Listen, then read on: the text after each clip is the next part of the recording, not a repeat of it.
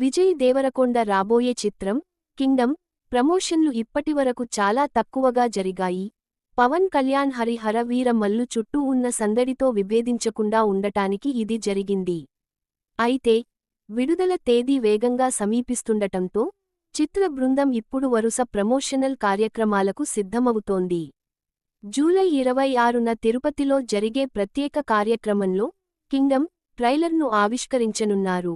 ఇది ఈ చిత్రానికి మొదటి ప్రధాన ప్రచార కార్యకలాపంగా గుర్తించబడుతుంది. ప్రమోషన్లను ప్రారంభించడానికి మరియు వెంకటేశ్వరుని ఆశీర్వాదం పొందడానికి మేకర్స్ ఆలయ నగరాన్ని ఎంచుకున్నారు.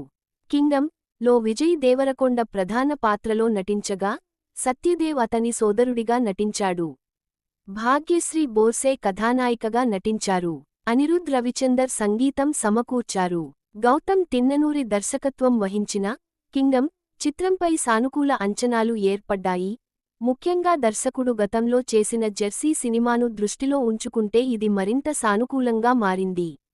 బాక్సాఫీస్ వద్ద భారీ విజయాన్ని సాధించాలని లక్ష్యంగా పెట్టుకున్న విజయ్ దేవరకొండకు కింగ్డమ్ కూడా కీలకమైన విడుదల.